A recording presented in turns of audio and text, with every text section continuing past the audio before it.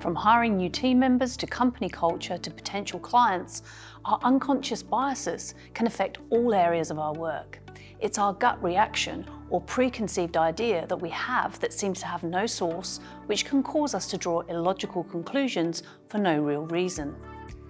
Bias works without us being aware of it and can affect our efforts to be more inclusive, but the better we understand it, the better we can disrupt it. Let's take a look at some of the more common biases that could be affecting our actions. Affinity bias affects us when we hire for a culture fit and select candidates who are most similar to us in interests and background, meaning that you may exclude people who are a better fit simply because you've never met or worked alongside someone like them before. Confirmation bias is our tendency to seek out information in which confirms our prior beliefs about a person or a situation. For example, if you believe right-handed people are smarter than left-handed people, you'll use that one piece of evidence you have to support the theory, even if there are 10 other examples to the contrary. Attribution bias describes our habit of jumping to conclusions even when we don't know the full story. When we don't interrogate assumptions or seek out information to challenge our thinking, it can lead to poor decision-making.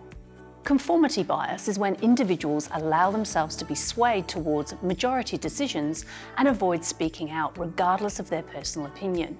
This can be problematic when recruiting or team selection decisions go unchallenged and there is obvious bias affecting decision-making. Even when you think you haven't acted out of bias, it's a good practice to hold yourself and others accountable. In most cases, standardizing procedures and objective decision-making help interrupt and prevent the negative effects of bias. Let's take a look at hiring procedures, for example. The most effective way of diversifying your team is to hire unique individuals, but first we need to overcome the biases that stop us from doing this.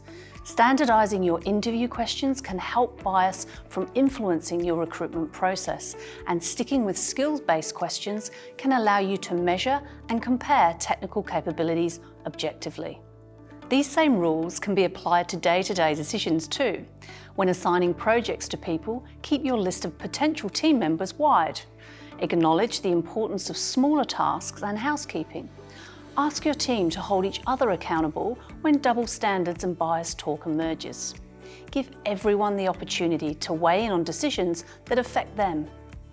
For as many ways unconscious bias shows up in us, there are as many strategies that can be used to disrupt it, so we are making balanced decisions rooted in inclusivity.